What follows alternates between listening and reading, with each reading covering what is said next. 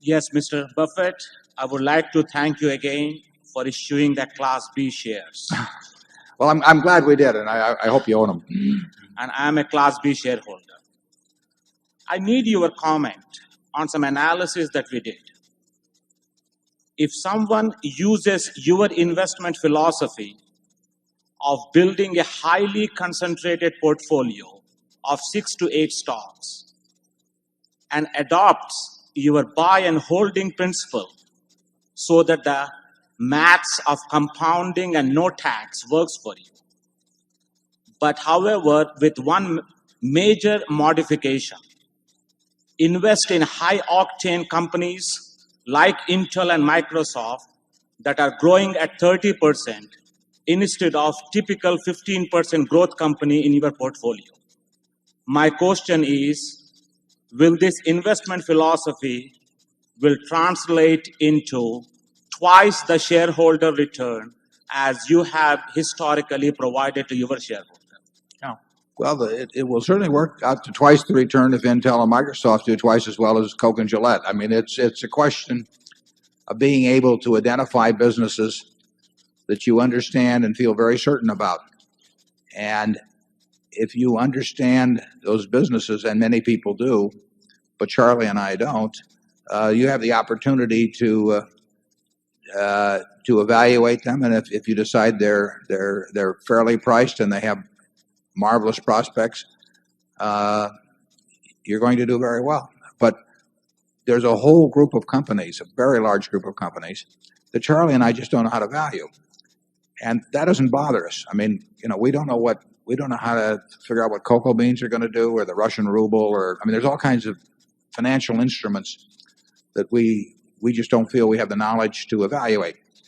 And really, it might be a little too much to expect that somebody would understand every business in the world. And we find some that are much harder for us to understand. And when I say understand, my idea of understanding a business is that you've got a pretty good idea where it's going to be in 10 years.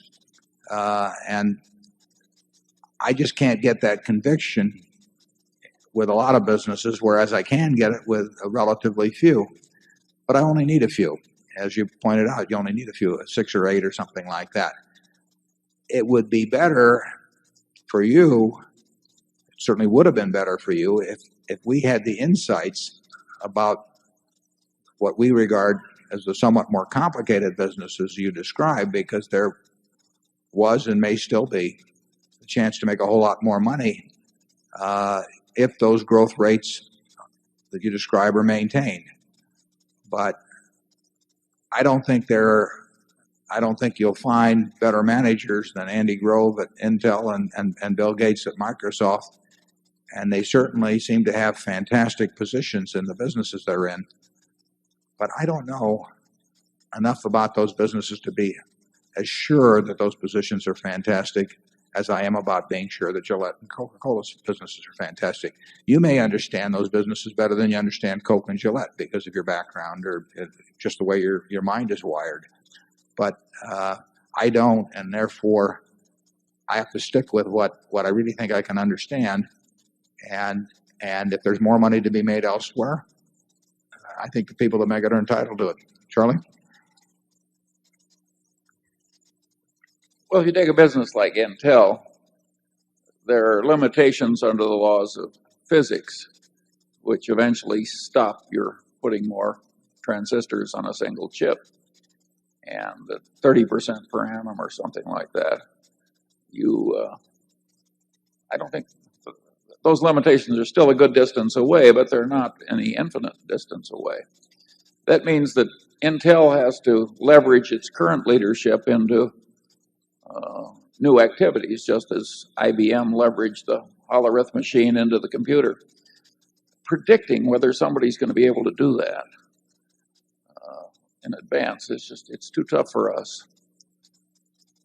Bob Noyce. We could quit claim it to you. Yeah. Bob Noyce, one of the two primary founders of Intel, grew up in Grinnell, Iowa. I think he's the son of a minister in Grinnell, and went to Grinnell College and was chairman of the board of trustees of Grinnell when I went on the board of Grinnell back in the late 60s. And when he left Fairchild to form Intel, Gordon Moore, Grinnell bought 10% of the private placement that funded, was the initial funding for Intel. And Bob was a terrific guy. He was very easy to talk to, just as Bill Gates is. I mean, these fellows explain the businesses to me, and they're great teachers, but I'm a lousy student. And they really do it. They're very good at explaining their businesses. Bob was very down to earth Iowa boy who could he could tell you the risks and tell you the upside, and enormously likable, 100% honest every way. So we did buy 10% of the original issue. The genius that ran the investment committee managed to sell those a few years later. I won't give you his name, and and there is no prize for anybody that calculates the value of those shares now. Incidentally, one of the things Bob was very keen on originally, in fact, he was probably the keenest on it, was he had some watch that Intel was making, and it was a fabulous watch according to Bob. It just had one problem. We sent a guy out from Grinnell who was going out the West Coast to where Intel was, and Bob gave him one of these watches. And when he got back to Grinnell, he wrote up a report about this little investment we had, and he said these watches are marvelous. He said without touching anything, they managed to adapt to the time zones as they changed as we went along. In other words, they were running very, very fast, as it turned out. And they worked with that watch for about 5 or 6 years, and they fell on their face. And as you know, they had a total transformation in the mid '80s when the product on which they relied also ran out of gas. So it's not easy. And Andy Grove has written a terrific book, incidentally, Only the Paranoid Survive, which describes strategic inflection points. I recommend that every one of you read that book because it is a terrific book. But they had an Andy Grove there who made that transformation along with some other people. But that doesn't happen every time. Companies get left behind. We don't want to be in businesses where we feel companies can be left behind. That means that, an Intel could have and almost did go off the tracks. IBM owned a big piece of Intel, as you know, and they sold it in the mid '80s. So, here are a bunch of people that should know a lot about that business, but they couldn't see the future either. I think it's very tough to make money that way, but I think some people can make a lot of money understanding those kind of business. I mean, there are people with the insights.